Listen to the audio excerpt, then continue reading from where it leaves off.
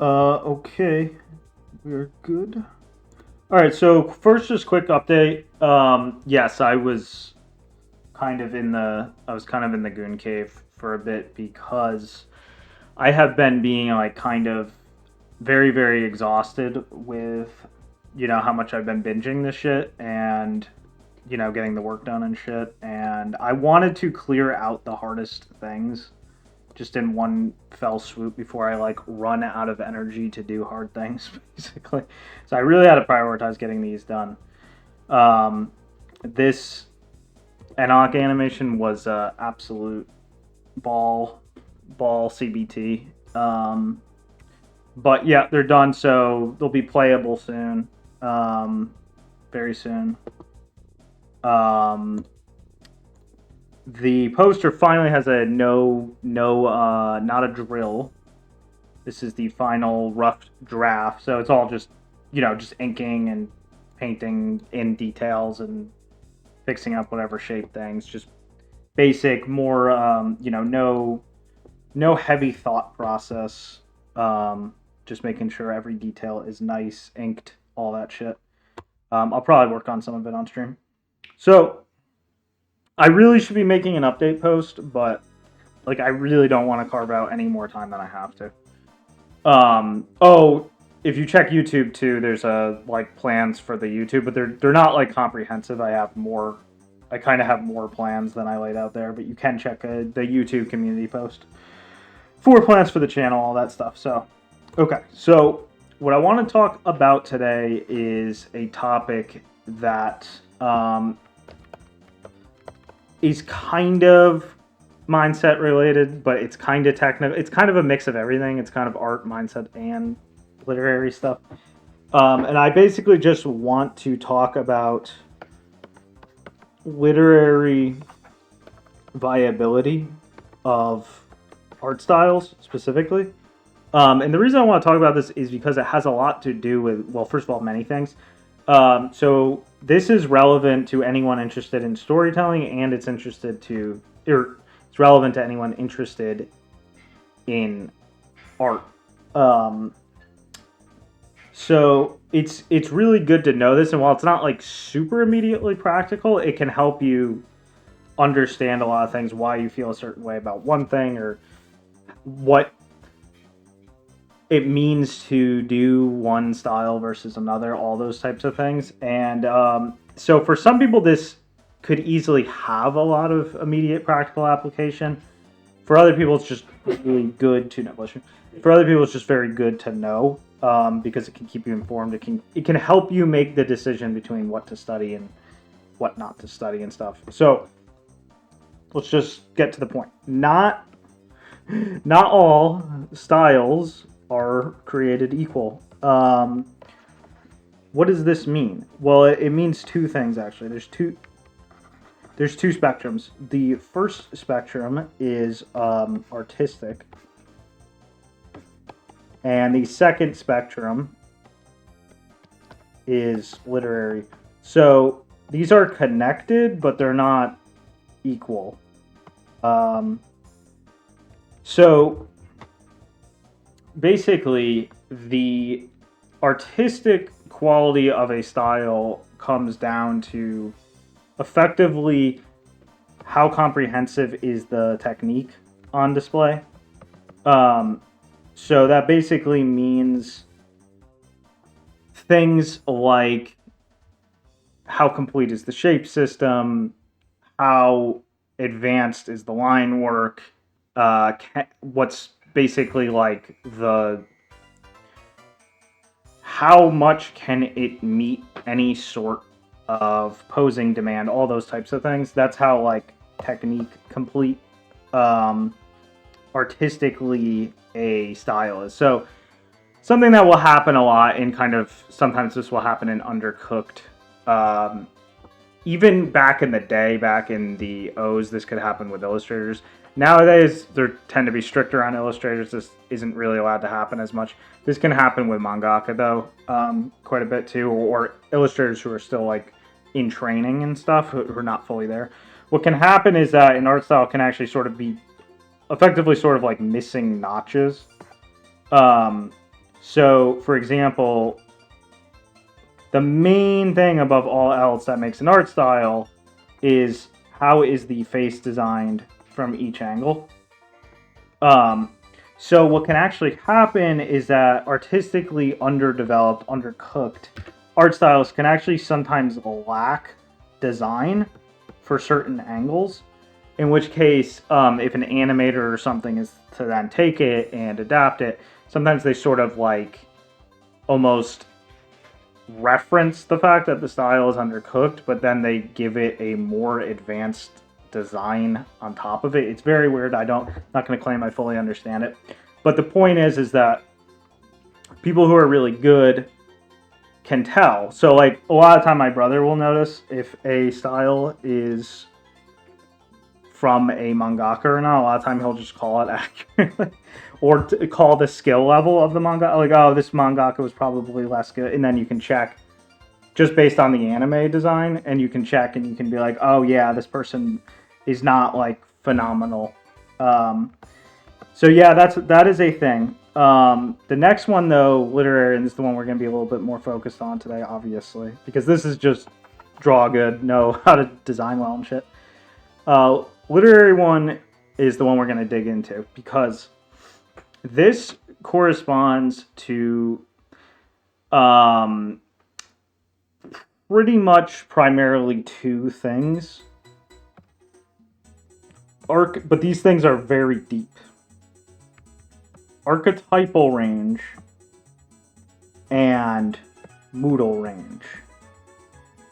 So these are sort of the two, like, what do you call them, like stats, so to speak, that are the main contributors to how literarily advanced a style is.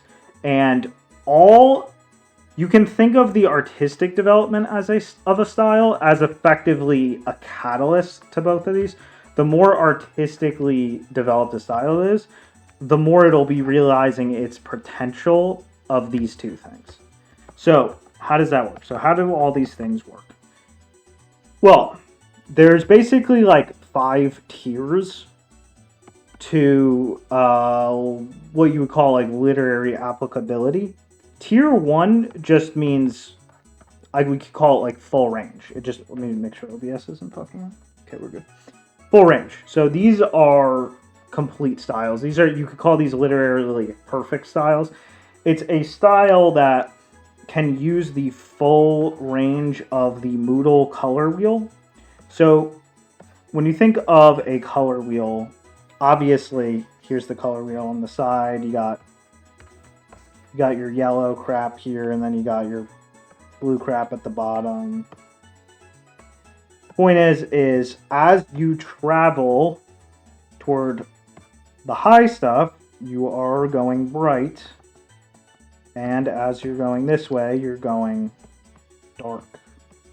So a full range tier 1 literary style can access any mood from this color wheel at any time. So it can make the mood, it means, good example of a bright mood is just cheerful and calm. And then obviously a good example of a dark mood would just be like very sad because someone just died. Those are probably like the two most basics.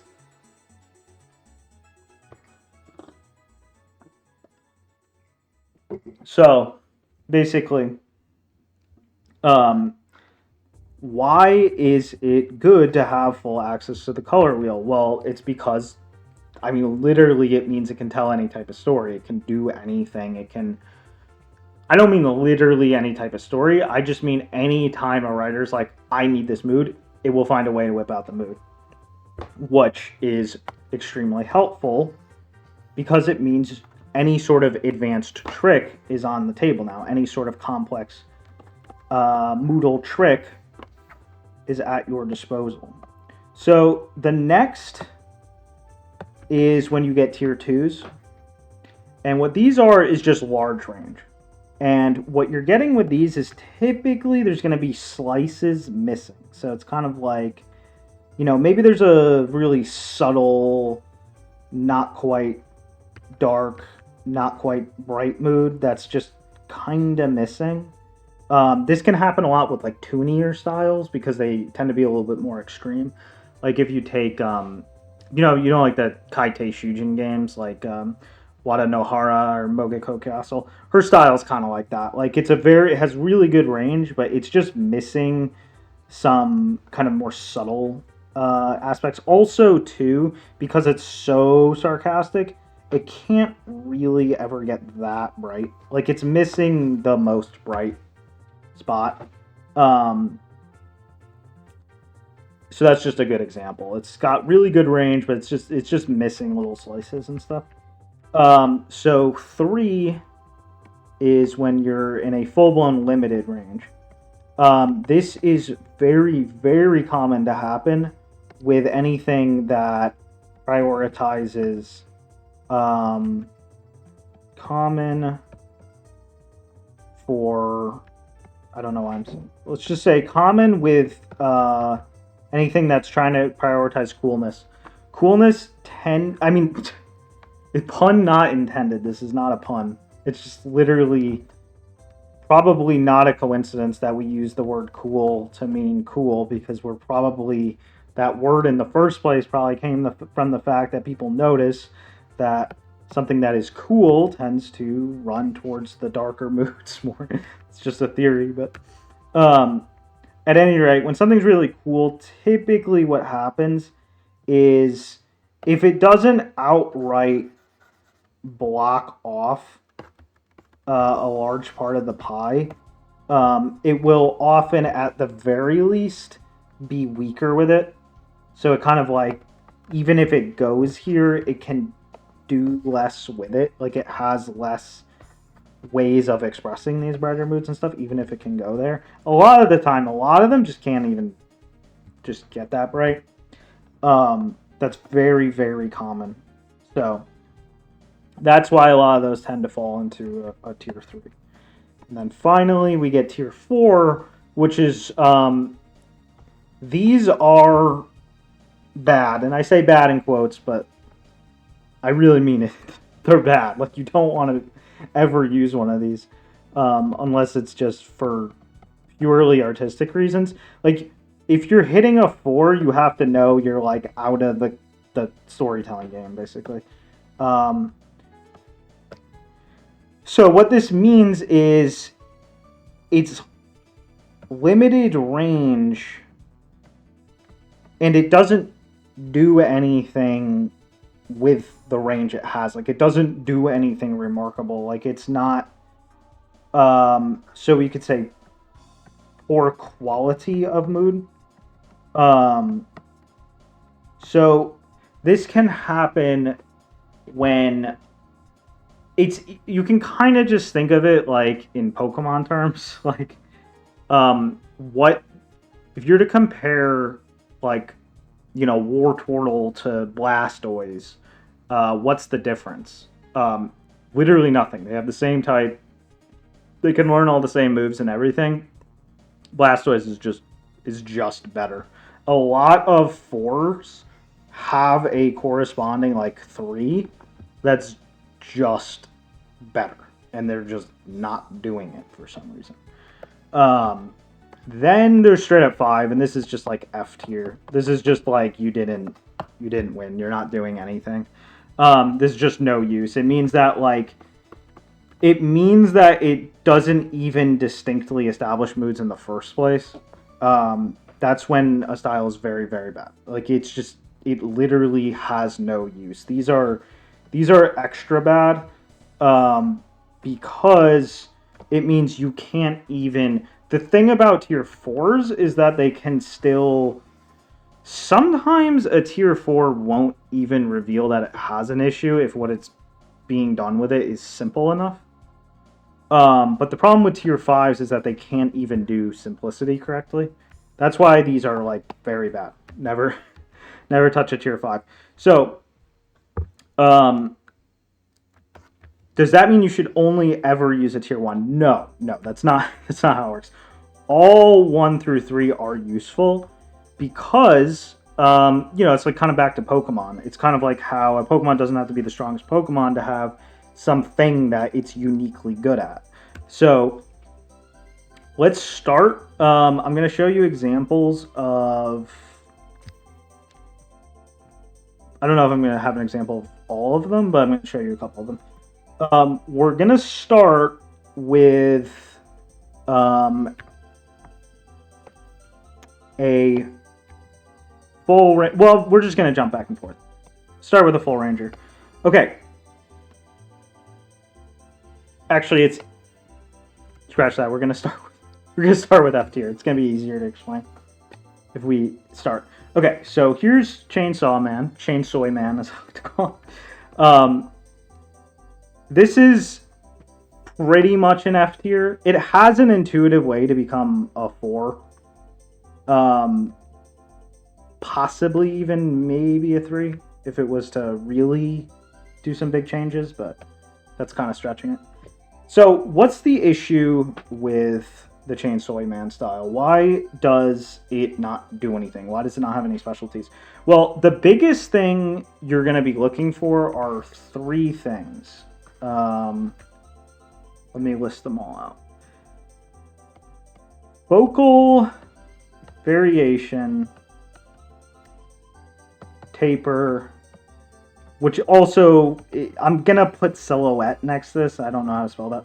I'm going to put silhouette next to that just because a lot of the silhouette is the most, like, the shape tapering of the silhouette is usually the most important part, but the actual shapes within matter as well. And then Moodle synergy, which you could also just call, synergy for short or whatever. So what is each of these? First of all, focal variation is as the angle changes and stuff, does the expression of the thing change in a certain way?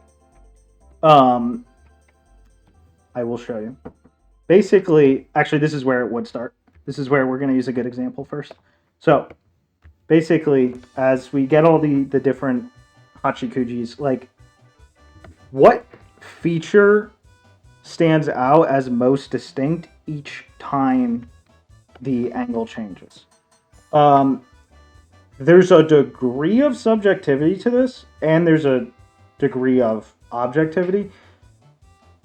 And the only part we care about is the more objective portion, obviously, because everything, and that's how everything in creation works. Like, the subjective part is not it's good to note, but it's not the part you want to pay attention to.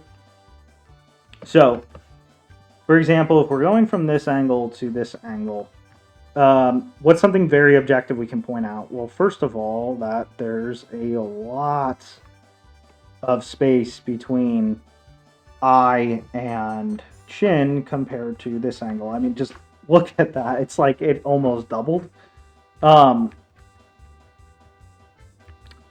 That also, by extension, you get this contour has become much more pronounced than it is here. So, strictly speaking, it is much easier to focus on this space and the fact that this contour has become significantly more pronounced before you notice any other detail. So basically, it's the amount of change, and that's where, so that's the focal variation. It's like what gets focused on changes. But this is where Moodle synergy comes in.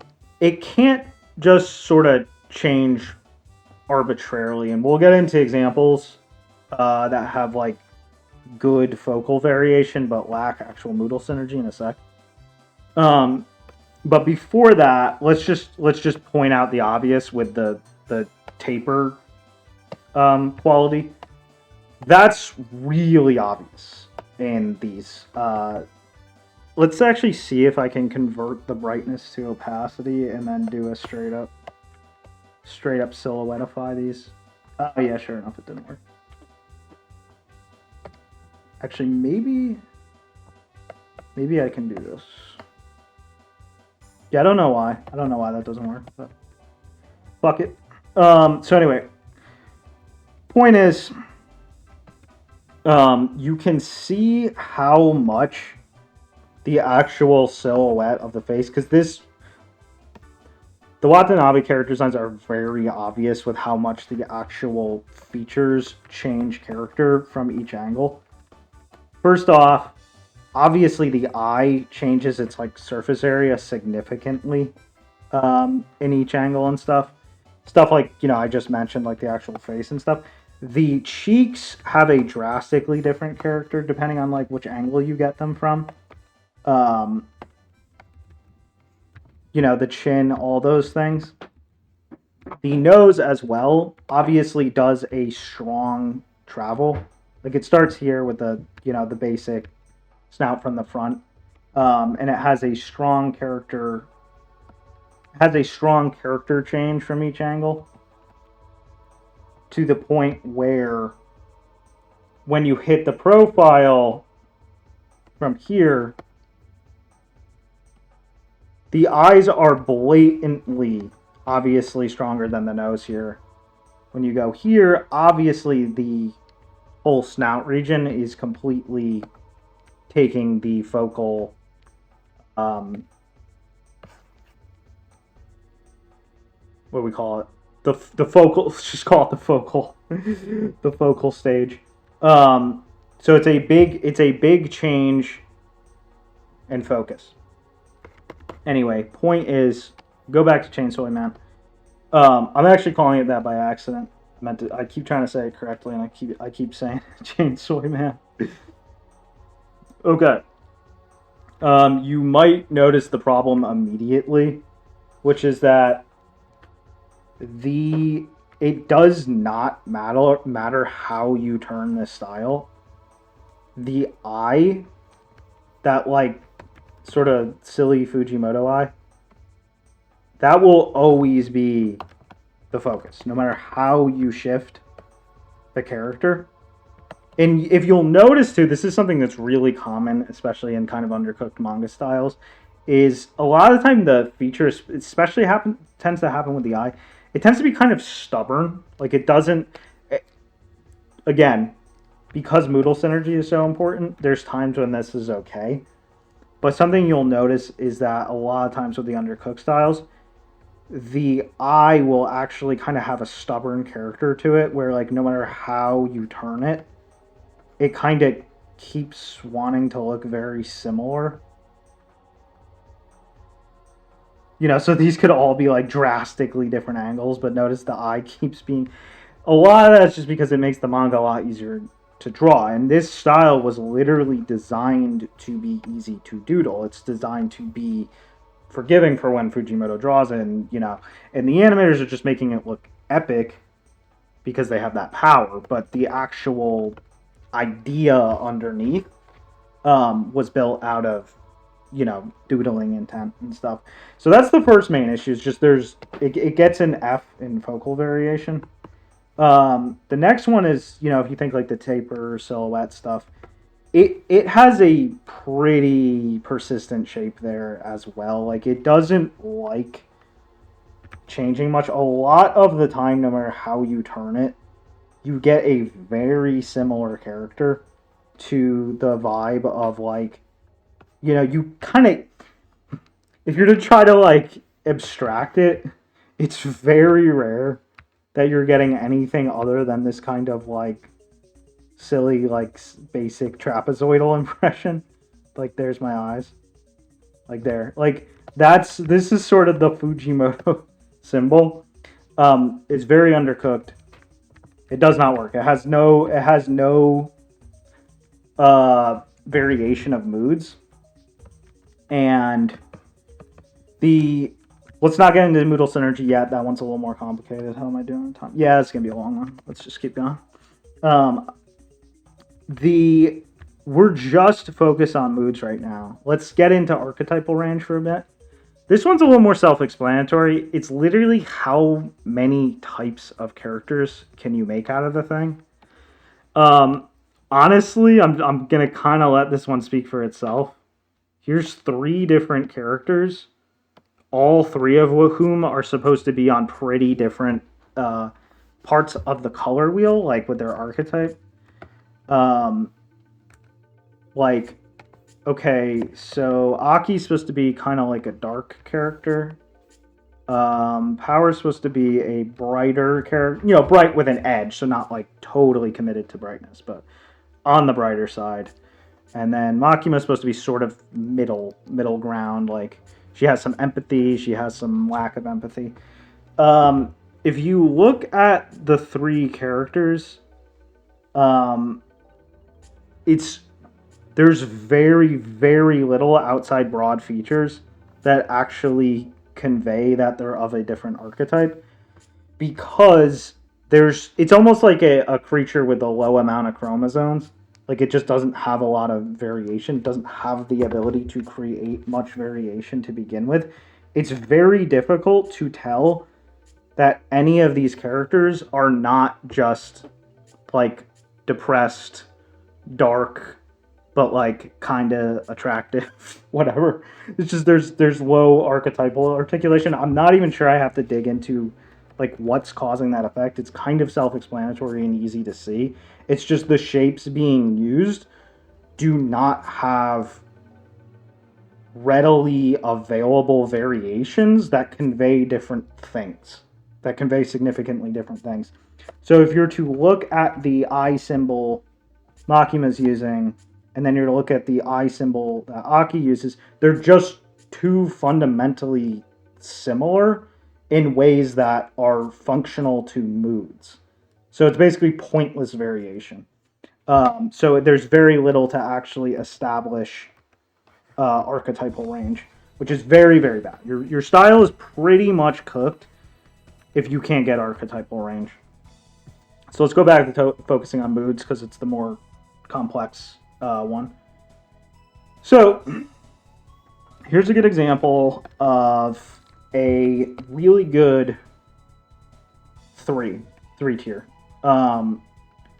So what makes a good 3 tier? A good 3 tier is it carves out a very specific space. In this case, it's the dark space, very dark space. This is like a very dark work we're talking about. But what it does is it describes that small range in an immense amount of detail. So first off, I mean, just again, I don't need to really explain the shape taper thing much. It's really easy to see how the character changes, the character of the shapes change. Like, just from going from this angle to this angle, you can really see how the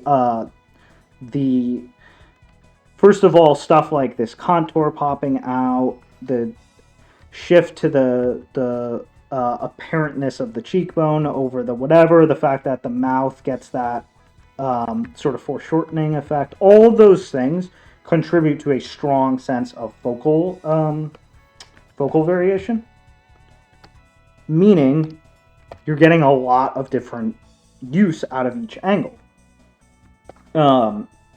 So the thing is, though, the sort of problem is that it lacks modal range. Like, all of these shapes are dark oriented, and it's very difficult to get the style to be very bright. And even when it goes very bright, it only has a few things it can do there. That's fine, because there's like a million different subtle variations of darkness here. If we're to just call them off the top of my head, obviously this one is like more inherently reflective. This is more inherently tense. This is more relaxed. And I'm not even talking about the facial expression. I'm talking literally about the actual shape of the head itself. And if you're wondering how to know what mood a shape like emits, that would kind of need its own video. But basically, to put it simply, shapes that have a more consistent character, consistently even character to them, like this sort of like take this sort of octagon, for example. These imply either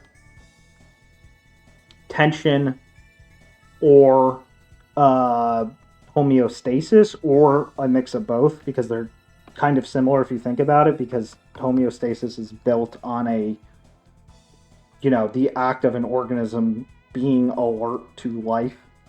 And then if you get highly volatile shapes, typically what you're getting with these is a stronger sense of vulnerability, or a basically some kind of unrest. Basically, that's typically the two things you're getting. When it comes, oh fuck, we didn't even get into that yet. Yeah, this is gonna be a long one. So that's why, just from these abstract shapes, you can see this one's more alert, and then this one is more reflective, just inherently. This is very esoteric, and we could talk about this all night, so we're just gonna kind of brush that one under the rug. So before we continue, actually, we have to talk about cuteness real quick, because it's really important to talk about. There is a special quality to cuteness, in that it is the only quality unto itself. So it's the only like single quality. So if you're to say qualities like, like cool, beautiful, ugly, toony, detailed, whatever. It's the only quality that unto itself is capable of expressing the full color wheel, the full modal range of the color wheel, which is why it's a very crucial quality for storytelling. This is sort of the real reason why cuteness is so important to otaku shit. It's not just because it's like appealing. It's literally because, well, the thing is that they go hand in hand. Part of the reason it's so appealing is because of its range. But you can do it, and you can make a fucked up abomination that is very cute, but doesn't actually literarily do what it's supposed to do, what the quality is actually good for. So that's just something to keep in mind. Basically, if a style is to be tier 1, it must feature cuteness in some kind of prominent way. You'll never get tier 1 without that. So you're to just look at these two shapes, for example. Even within a shape expression, it's easier to see which one is going to lend itself more easily towards cuteness. Obviously, it's going to be this one. And that's where kind of my next point comes in, which is subtlety. The big thing with cuteness-based stuff is that they're going to do their focal variation with more concentrated subtlety, which means as the point of focus shifts, it's usually going to shift in a way that is less immediately obvious to the viewer, but still has a very strong character difference. So as you can see, the biggest shift from here to here, the most prominent one is going to be this eye. In particular, the change of the way the iris expresses itself, the proximity of the pupil to the edge of the eye, the way the white is being expressed, the way the eye and the contour of the head have now effectively changed the angle into the cheek more and all that stuff. That is... Oh, and then the fact that the nose has greatly approached the eye now. This moved way over. So this whole area, if you look at these two, they don't give a hugely different impression. But where it changes it is a strongly articulated difference. That's very important because it's sort of a lot of the time with these types of cute focus styles, if it's well developed, you'll often kind of get an almost like death by a thousand paper cuts kind of effect by the time they do like a big travel, like in this case, all the way to a profile. You almost go, wow, how did this change so much from here to here? When in the process of turning, it didn't feel like that much was like obviously changing. That's because they are literally designed to convey more subtlety, literary subtlety. So that's why you're getting a bigger range of mood with them, because more delicate ideas can come through, more like distinct things. Um, and through expressing um, spoilers through these tropes that are used for cuteness, you can easily tap into a big range of things. Like in one moment they can be more humanistic, in one moment they can be more kind of whatever the opposite of humanistic is, I guess, like more abstract and kind of like what would you call it, like inorganic, heavenly feeling, something like that. They can express a very, very wide range of. Okay, so if you're to take, let's go back to I Know Kusabi. If you're to take this very sort of intense, kind of darker, inherently, like even for the style standards, kind of darker expression. Um, any really well developed cute style can hit the exact same mood this is doing, because it has free access to dark ranges and stuff. The biggest difference you won't get, though, is that it just simply won't have as much fine description of that darkness, but it will have a full functional description of it if it's a well developed style. So that's basically why. There's a lot more to say about it, but that's the simplest thing to explain as far as why cuteness is a special quality and why it's super important for storytelling. So let's show an example of good focal variation, but poor modal synergy. And let me make sure. If you're to take, I totally forgot his name, but the Bebop's designs. Let's look at Spike. There's really nice focal variation with these. Like when he turns his head, the impression is very different. There's a lot of different, like the shape, taper, the silhouette, all that stuff changes quite a bit, and it changes in a pretty elegant way. The issue is that the traits are very uncommitted and don't have a strong synergy with each other.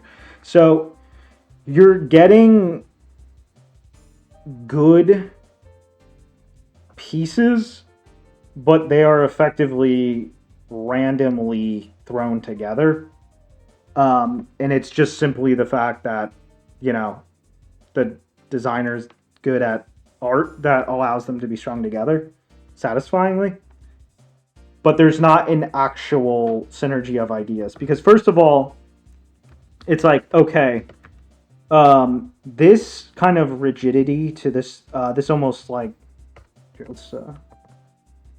let's switch this to color expression. Okay, so if you take this very like kind of almost like rigid T-section plus mouth effect you're getting, it has a toonish quality to it, right? It has like a strong, bold toonish quality to it, and especially the way that the face has this kind of strong emphasis on the mouth region and stuff. Okay, that's nice, But a lot of qualities within the nose and stuff have a more organic feel to them. And a lot of the way the stuff like the actual details of the mouth and a lot of the details of the eye have a more organic thing. So there's this kind of arbitrary mix between, it's kind of arbitrarily mixing back and forth between a more kind of human slash cool expression and then this kind of like exaggerated kind of toonier thing to it. There is no inherent synergy between those qualities.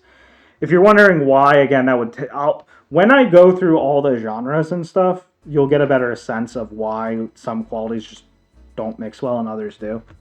Because every single quality you can talk about has a set of like esoteric sort of rules associated, kind of like the ones I was just talking about with cuteness.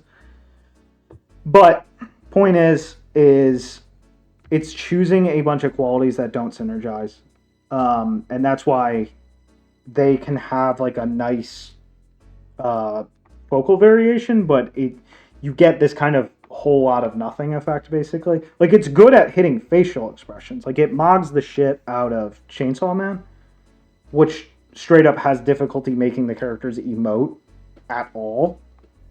Whereas Spike has no difficulty emoting. He can emote quite vividly.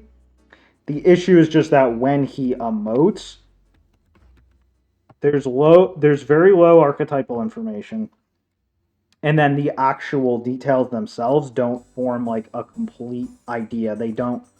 They're not describing some kind of central whatever, like central theme basically you could say. I'm going to use the Casher and Sins designs as like a foil because they have a lot of qualities in common. These are combining a sort of kind of organic human but also very cool impression with tooniness, because both of these styles actually have a little bit of a almost superficial 70s style reference in them, and you can see this one works very well. Like this style is a very good, it's a very nice tier 3 style, and the reason it works is because it's very themed. First of all, there's a feature that is totally, really starkly, strongly in your face, and it's the vertical cut down the face. It's very strongly connected in each one. Like there's a rhythmic emphasis on it at all times, and it's often very verbose. It's very easy to notice, and notice how it changes. Notice how it changes shapes, like very high focal variation with it. But you keep noticing it, and the way it expresses itself forms a very different mood in each angle. So in this one, you get a smoother effect of it, and this one has a more this one brings a lot of emphasis on the eye stuff. Here, this one emphasizes like the more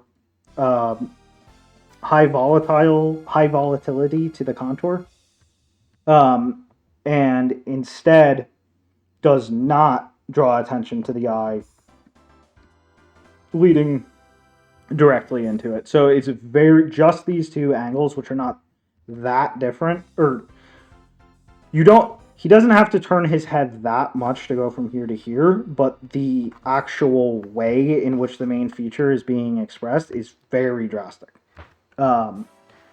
And each of these traits synergize because the eyes have this strong, intense lateral emphasis, which is a nice foil to the vertical emphasis here, so to speak. And then at times they can even be sort of easily combined. Like you can have them both, like with facial expressions like this, they can have a really strong V emphasis and stuff. So you're gonna find motifs like that. Like there's a lot of like V motifs throughout this character design and stuff like that.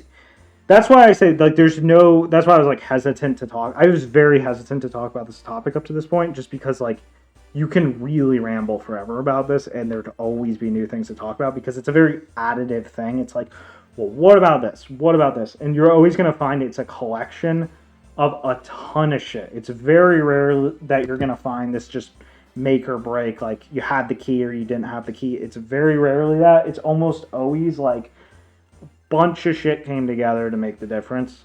So that's why, like, we could just talk about this all day. But the point is, I think I said everything just now to get you used to the most important stuff, and like maybe this should be enough to kind of get the gears of your head turning, and being a little more discerning and choosing what you want to kind of visualize in a way that helps you combine literary preference and visual preference, because they can be very distinct. Like, they're not always that similar. So sometimes it's hard to know what you like and why if you don't have this kind of stuff mapped out. So, because I was in the Goon Cave so long and have not put as many clinics up as I wanted to, and this one is not like super immediately practical. I'm gonna try to get the next one up on shoulder drawing stuff very ASAP.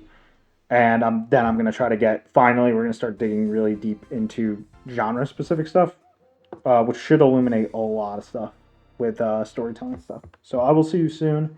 And I'll try to make a castle update post in the near future, but again, they take time, not always worth it.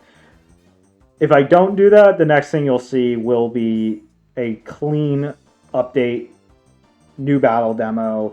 We'll have a ton of things fixed,